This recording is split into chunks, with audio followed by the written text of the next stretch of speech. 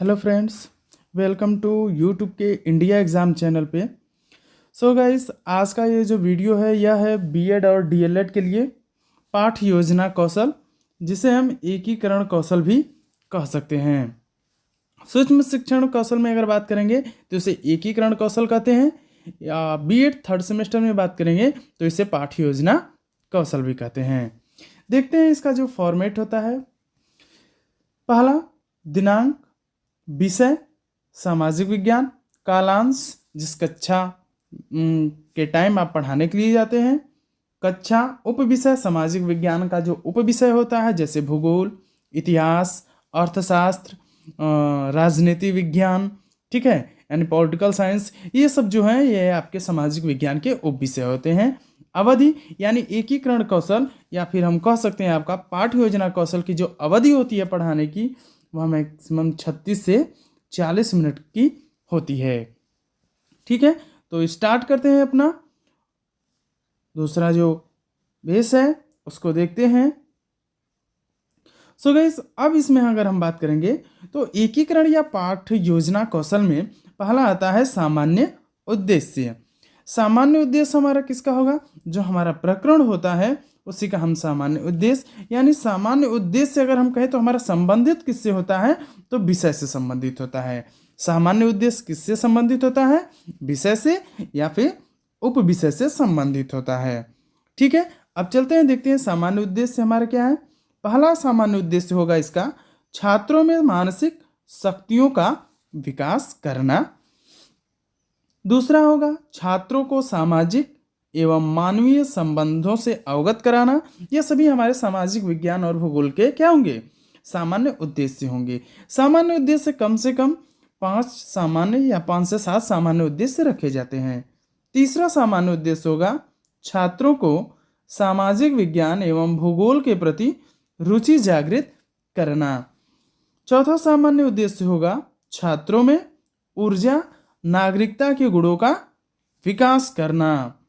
Next, उसके आगे देख लेते हैं। नेक्स्ट जो हमारा सामान्य उद्देश्य होगा पांचवा हमारा सामान्य उद्देश्य क्या होता है? तो पांचवें अगर हम सामान्य उद्देश्य की बात करेंगे तो पांचवा सामान्य उद्देश्य हो जाएगा छात्रों को राजनैतिक, सांस्कृतिक और भौगोलिक अवस्थाओं से परिचित कराना। यह हमारा पांचवा सामान्य उद्देश्य हो जाएगा। सामान्य उद्देश्य के बाद हमारा सेकंड पॉइंट आता है विशिष्ट उद्देश्य का, कि विशिष्ट उद्देश्य क्या होता है। याद रखिएगा, सामान्य उद्देश्य हमारे विषय से संबंधित होते हैं। किससे संबंधित होते हैं? विषय से संबंधित होते हैं। और जबकि हमारा विशिष्ट उद्देश्य जो होता है यह किससे संबंधित होता है? यह प्रकरण से संबंधित होता है। किससे संबंधित होता है? प्रकरण से संबंधित होता है। ओके, तो सामान्य उद्देश्य विषय से संबंधित और आपके विशिष्ट उद्देश्य प्रकरण से संबंधित होते हैं। विशिष्ट उद्देश्य में हमारा पहला हेडिंग हो जाएगा ज्ञानात्मक उद्देश्य, कि हमारे प्रकरण का ज्ञानात्मक उद्देश्य क्या होगा? तो प्रकरण का जो ज्ञानात्मक उद्देश्य होगा वह छात्र ब्रह्मांड के बारे में जानकारी प्राप्त कर सकेंगे। यानी हमारा प्रकरण है ब्रह्मांड के बारे में पढ़ाना है। तो हमने पहले ही आपसे कहा कि विशिष्ट उद्देश्य प्रकरण से संबंधित होते हैं। विशिष्ट उद्देश्य प्रकरण से संबंधित। हमारे प्रकरण का जो भावात्मक उद्देश्य होगा वह होगा छात्रों को भौगोलिक अवस्थाओं के विषय में जानकारी प्राप्त कराना, या जानकारी प्राप्त कर सकेंगे। यह हमारा भावात्मक उद्देश्य होगा। प्रकरण का हमारा क्रियात्मक उद्देश्य क्या होगा? तो क्रियात्मक उद्देश्य होगा छात्र भौगोलिक क्रिया एवं ब्रह्मांड के बारे में जानकारी प्राप्त कर सकेंगे। याद रखिएगा, ये सारे पॉइंट आपको नोट डाउन करने होते हैं, अपने पाठ योजना कौशल में बनाने होते हैं। जो भी आपका विषय होगा, राजनीतिक विज्ञान या फिर कह सकते हैं इतिहास या अर्थशास्त्र, जो भी हो, आप उसके अकॉर्डिंग उसमें जो पॉइंट आप रखेंगे उसके अकॉर्डिंग आपका ज्ञानात्मक उद्देश्य, भावात्मक उद्देश्य और क्रियात्मक उद्देश्य होगा, यानी जिसे हम कहते हैं विशिष्ट उद्देश्य। अब हमारा विशिष्ट उद्देश्य हो गया। अब हम बात करेंगे अपने सहायक सामग्री की, कि इस प्रकरण को पढ़ाने के लिए हमें सहायक सामग्री की क्या आवश्यकता हो सकती है। तो देखते हैं सहायक सामग्री कौन सी है।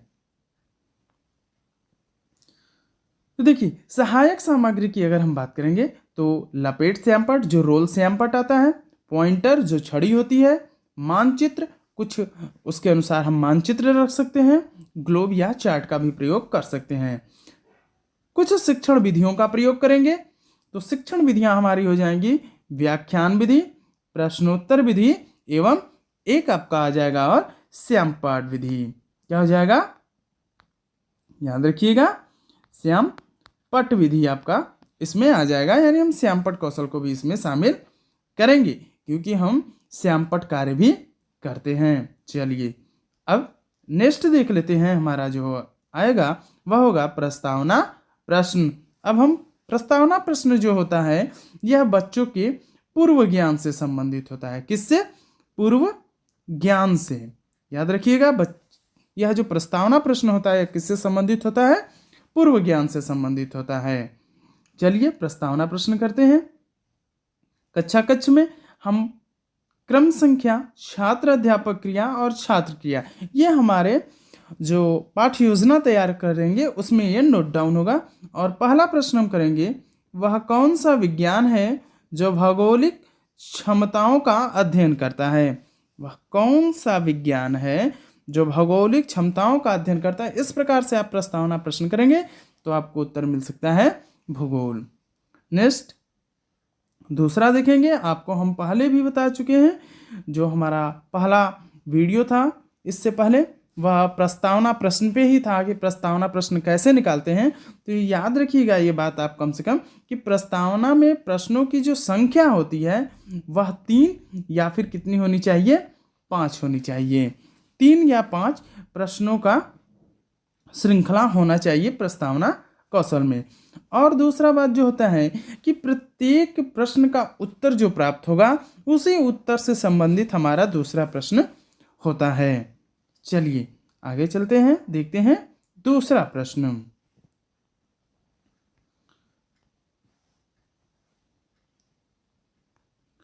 दूसरे प्रश्न की तरफ चलते हैं।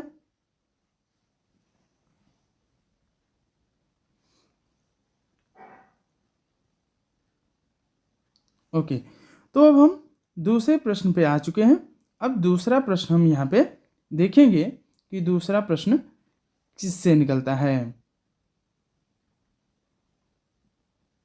चलिए, तो दूसरा प्रश्न हमारा है, भूगोल में किसका अध्ययन करते हैं? देखिए हमारा जो पहले प्रश्न का उत्तर आया था वह भूगोल आया था। अब इसमें हम करेंगे कि भूगोल में किसका अध्ययन करते हैं, तो ग्रहों का, खनिज पदार्थों का, नक्षत्रों का, सभी का अध्ययन किया जाता है ग्रह में। इस प्रकार के उत्तर में प्राप्त होंगे। और इससे संबंधित हमारा तीसरा प्रश्न होगा प्रस्तावना प्रश्न का। प्रश्न करेंगे, ग्रहों में कौन सा तत्व पाया जाता है? तो बच्चे बता सकते हैं कि ग्रहों में अनेक प्रकार की शक्ति होती है, ऊर्जा होते हैं, पदार्थ होते हैं। ठीक है, इस प्रकार से हमारे प्रस्तावना प्रश्न का उत्तर प्राप्त हो सकता है। फिर उसी उत्तर से संबंधित हमारा चौथा प्रश्न होता है कि द्रव्य और ऊर्जा के सम्मिलित रूप को क्या कह सकते हैं? तो कह सकते हैं कि द्रव्य और ऊर्जा के जो रूप होते हैं ये प्राप्त कहाँ होते हैं, अधिक से अधिक होते कहाँ पे हैं? तो ये ब्रह्मांड में पाए जाते हैं। कहाँ में पाए जाते हैं? ब्रह्मांड में, क्योंकि ब्रह्मांड जो होता है वह असीमित शक्तियों का स्वामी होता है। नेक्स्ट आएगा हमारा पांचवा प्रश्न जो होगा कि ब्रह्मांड के बारे में आप क्या जानते हैं, यह हमारा पांचवा प्रश्न होगा। और यही हमारा हो जाएगा समस्यात्मक। क्या हो जाएगा? समस्यात्मक। जैसे ही हमारा प्रस्तावना प्रश्न समाप्त होता है हम उद्देश्य कथन कहते हैं। उद्देश्य कथन आप सभी लोगों को बताए हैं। उद्देश्य कथन हो जाता है, बच्चों आज हम लोग ब्रह्मांड के बारे में अध्ययन करेंगे। आज हम लोग ब्रह्मांड के बारे में क्या करेंगे? अध्ययन करेंगे। इस प्रकार से हमारा उद्देश्य कथन होगा। उद्देश्य कथन के बाद अब हम करेंगे प्रस्तुतिकरण। क्या करेंगे? प्रस्तुतिकरण करेंगे अपने पॉइंट का।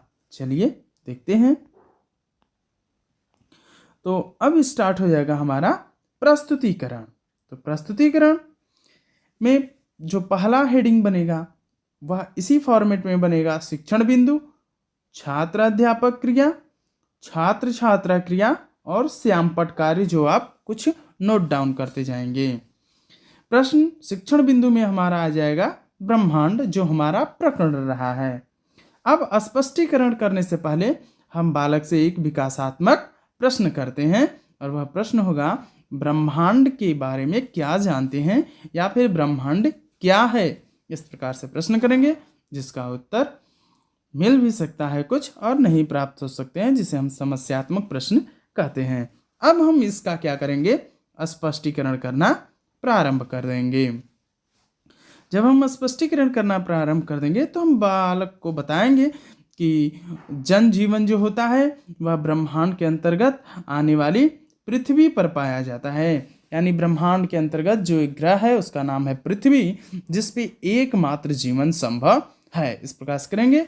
और हमारा जो छात्र छात्र क्रिया होगा इसमें हम बनाएंगे, छात्र ध्यान पूर्वक सुनेंगे और मुख्य बिंदुओं को नोट करेंगे।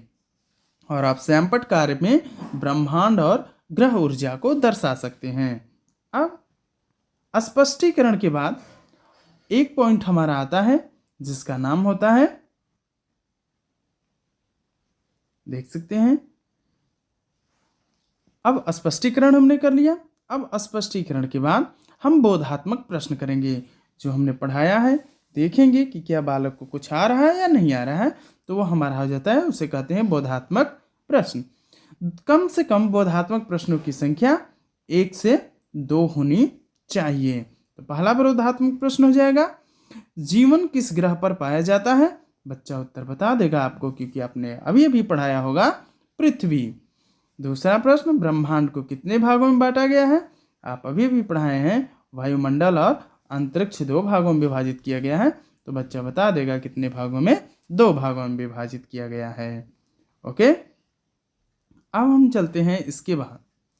ये हमारा हो गया बोधात्मक प्रश्न। अब बोधात्मक प्रश्न के बाद नेक्स्ट जो हमारा होगा वह होगा श्यामपट्ट सारांश। क्या होगा, श्यामपट्ट सारांश। अब हम श्यामपट्ट सारांश की ओर बढ़ेंगे।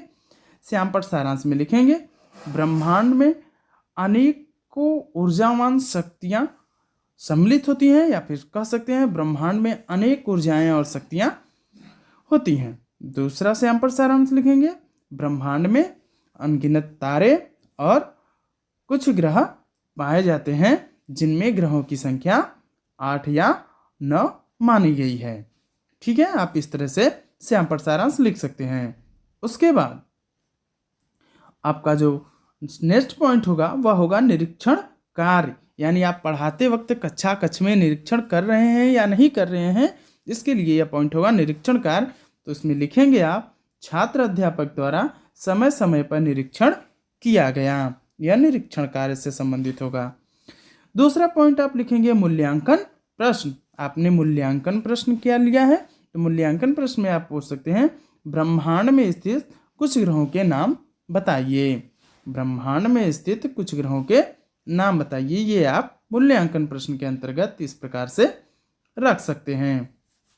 इसके बाद आपका जो नेक्स्ट होगा वह होगा आपका गृह कार्य। वह क्या होगा, आपका गृह कार्य। तो आप गृह कार्य बालक को 1 या 2 कह सकते हैं, एक ही दें तो अच्छा होगा गृह कार्य। इससे अधिक आप बालक को गृह कार्य न दें, क्योंकि हर एक विषय में अगर बालक गृह कार्य पाता है तो कम से कम वह 9 से 10 गृह कार्य प्राप्त कर सकता है। इसलिए 1 या मैक्सिमम 2 आप गृह कार्य दे सकते हैं। तो गृह कार्य में आप दे सकते हैं कि पृथ्वी का चित्र बनाकर उसके बारे में लिखकर लाइए। आप बोल सकते हैं कि पृथ्वी का चित्र बनाना है और उसके बारे में कुछ आपको लिखकर लाना है। ठीक है, इस प्रकार से आप गृह कार्य दे सकते हैं। उम्मीद है आप लोगों को वीडियो अच्छा लगा हो। तो अच्छा लगा हो तो लाइक, सब्सक्राइब और जो घंटी है उसको दबाना मत भूलिएगा, ताकि इस प्रकार की वीडियो आपको मिलता रहे। सब्सक्राइब जरूर कर लीजिएगा। ओके, सो बाय बाय।